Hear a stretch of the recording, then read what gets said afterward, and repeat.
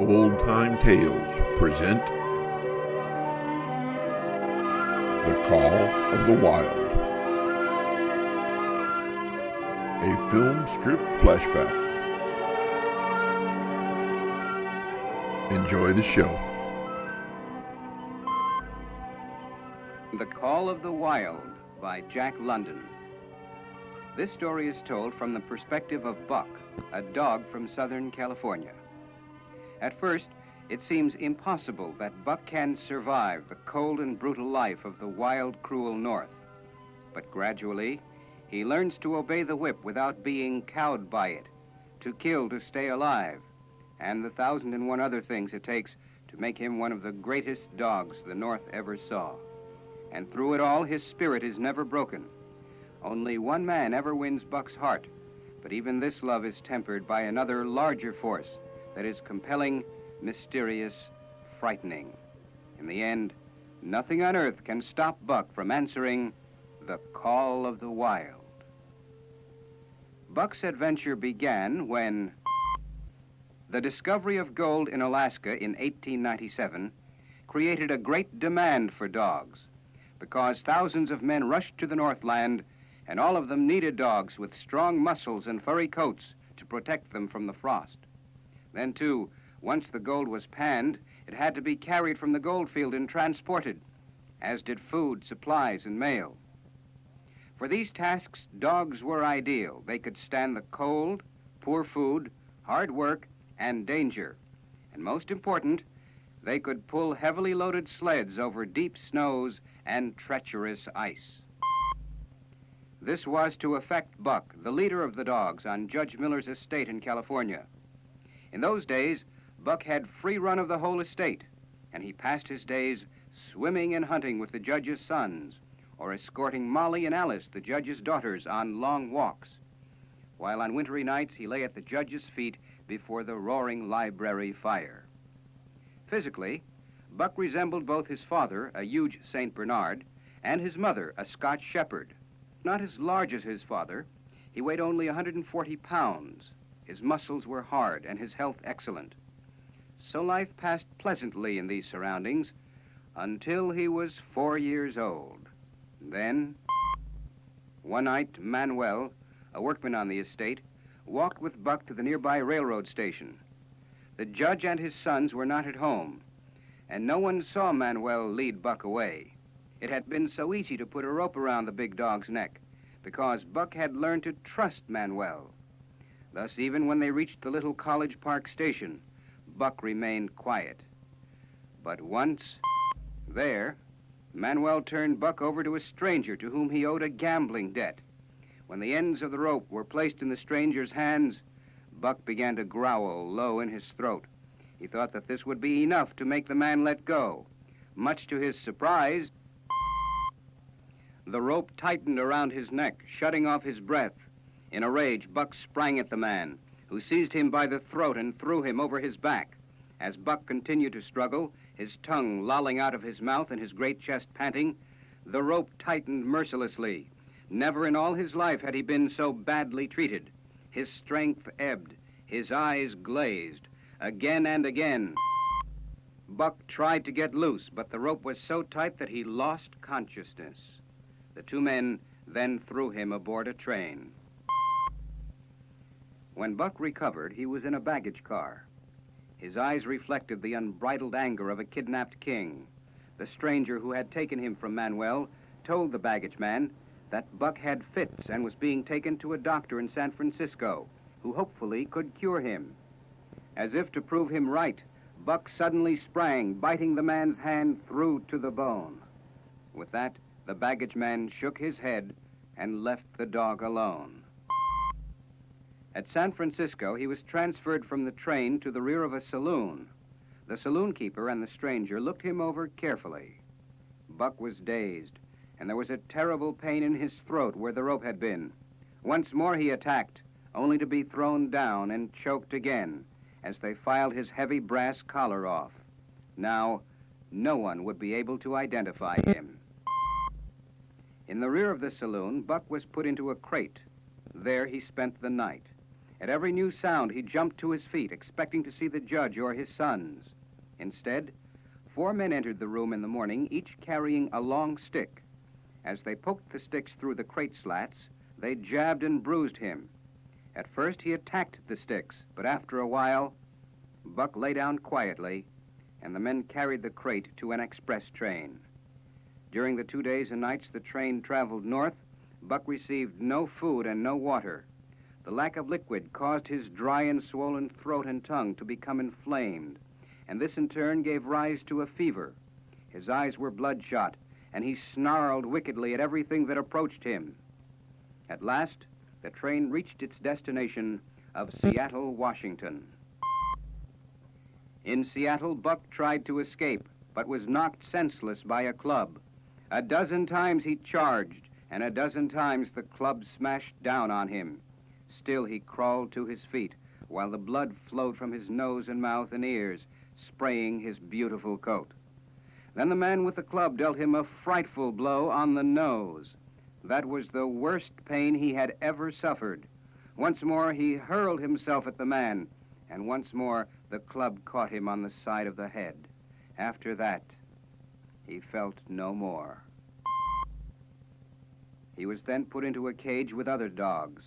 For several days, Buck watched new dogs arriving and being put through the ordeal of the club. One even died from the beating he received. From his own experience and those of the other dogs, Buck learned a great lesson, that a dog was no match for a man with a club. It turned out to be a valuable lesson. His life was changing rapidly now. One day, a French-Canadian bought Buck and some other dogs. The man's name was Perrault, and when he looked at Buck, he knew he was one dog in 1,000. The dogs were put on board a ship bound for Alaska. Buck shared his quarters with Curly, a good-natured Newfoundland dog, and Dave, a gloomy fellow who took no interest in anything and wanted to be left alone. The 4th member of the team was a big snow-white dog from Spitzbergen, who proved treacherous. From the start, Buck disliked Spitz because he had tried to take a bone away from him. But just as Buck sprang to retrieve his dinner, the lash of Perrault's assistant's whip sang through the air, landing on Spitz's back. Immediately, Buck decided that while these men were strict, they were also fair and understood dogs very well. At last, they arrived in Alaska. Buck found himself in a new and hostile world, full of savage dogs constantly at war with each other. Quickly, he learned to defend himself. At camp, Buck and the other dogs were harnessed to sleds. Spitz, who had experience, was made lead dog. Buck was put between him and Dave. In that position, he was forced to learn how to pull his weight properly, because every time he made a mistake, Spitz turned and bit him while Dave nipped him from behind. Since they traveled 30 or 40 miles a day, it was not long before Buck became a good sled dog. On these trips through lonely, frozen, isolated land, the sleds carried mail to prospectors in remote regions of Alaska. Perrault, who was a government employee, also carried important dispatches for the Canadian authorities. During the first winter, the dogs traveled 1,800 miles on only 1 pound of food a day. Often their feet were caked with ice. Quarrels broke out among them. Tension began building between Spitz and Buck. Because Perrault knew that given the chance, they would fight till one of them died, he tried to keep them apart at night. However, one day as they rested, a small rabbit rushed by. At once the entire team gave chase. Spitz and Buck found the rabbit at the same time. Neither would back off from it. Then as the rest of the dogs sat quietly around in a circle, the 2 great dogs began their death duel. Buck attacked Spitz. At first it seemed that Spitz would kill Buck, but after a few moments, Buck broke both of his foe's front legs, and the other dogs, howling ferociously, closed in on Spitz. Buck stood aside watching. By now, there was no trace of the judge's pet dog in him. From then on, the team of dogs pulled as one, with Buck leading them proudly. For, with Spitz dead, Buck refused to be harnessed until he was given the position of leader. His transformation into a true creature of the wild was almost complete. Mercy, he had discovered, was a luxury his new life could not afford, because in the North, mercy was often mistaken for weakness. Several days later, at Skagway, the team was turned over to a Scotch half-breed. In company with a dozen other dog teams, they retraced their tracks. This time, the work was unending drudgery, for the sled was heavier and the weather was bad on the long haul back to Dawson. As a result, the dogs were short of weight and in poor condition at the end of the trip. Indeed, Buck's weight had dropped from 140 pounds to 115. They should have had 10 days or a week's rest at least. Instead, after 2 days' rest in Dawson, the team started back on the long haul to Skagway, loaded with letters from the outside. It snowed every day, leaving a soft trail. This meant greater friction on the sled runners and heavier pulling for the dogs. But the drivers were fair and did their best for the animals. Each night the dogs were fed before the men, and each driver spent hours rubbing and massaging the feet of his dogs. None of it did much good, though, since the dogs were almost exhausted. Some died and had to be replaced. Their feet fell heavily on the trail, jarring their tired bodies. Most of them were limping. Dave, one of Buck's first teammates, broke his heart trying to keep up with the others, but in the end, he had to be shot. At Skagway, the team was sold to 2 men and a woman who knew nothing about dogs or how to survive in the North. Despite the good advice of several more experienced men, Charles, his wife Mercedes, and her brother Hal insisted upon setting off at once. They carried unnecessary equipment which they did not know how to handle. Buck and the other dogs started out again, but they were so exhausted that it was an effort to move. Buck was bitterly angry, and the other dogs had no confidence in these 3 people who bungled their way along the hard trail, bickering with each other constantly. The woman made a terrible mistake. She felt sorry for the dogs and started feeding them double rations, thinking that if they were less hungry, they would pull better. The result was that they ran out of dog rations halfway through the trip, with no hope of finding more. After this, the dogs stumbled and fell, but were brought to their feet by a whip. Soon the dogs were so weak that they scarcely felt the pain of the beatings. Through it all, Buck staggered along at the head of the team. When he could, he pulled. When he could not, he fell down and remained down till blows drove him to his feet again. Each rib and bone in his frame showed through his loose hanging hide. As the sled reached the cabin of John Thornton, Buck fell down. Thornton warned the 3 travelers that because of the spring thaw, the ice just ahead was thin and would collapse under their feet if they continued. Ignoring him, Charles picked up his whip and called the dogs. Buck, too, sensed the danger, so he lay where he was and would not move. When one of the men beat Buck with a club, Thornton saved the dog by threatening the man. Uttering a savage curse, Charles cut Buck free from the traces. The 3 people left quickly with the remainder of the dogs. A few minutes later, the sled, its passengers, and all the dogs dropped through a crack in the ice and disappeared. Buck was left with Thornton, who nursed him back to health.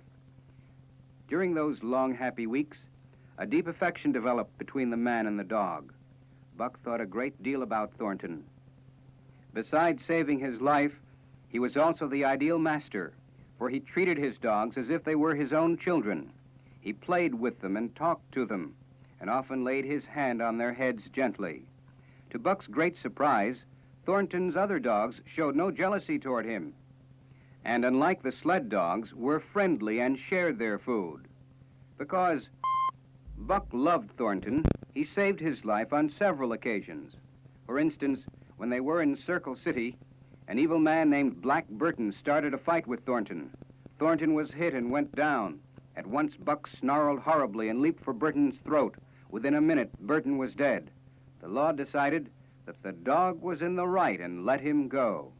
After that, his reputation was made, and throughout every camp in Alaska, he became famous for his loving loyalty to Thornton. Later, in Dawson, Buck won $1,000 on a wager for Thornton. As part of the bet, The dog was harnessed to a sled loaded with 1,000 pounds. In pulling it from a dead start and moving it 100 yards, Buck accomplished a seemingly impossible feat. With this money, Thornton and his partners went on a gold hunting expedition far into eastern Alaska. They were looking for a legendary lost mine. While many men had gone looking for it, none had returned. To Buck, the trip was a delight. As they were in no hurry, they stopped to hunt and fish and wander freely. Summer arrived, and then another winter, and then in the springtime, they came across a broad valley.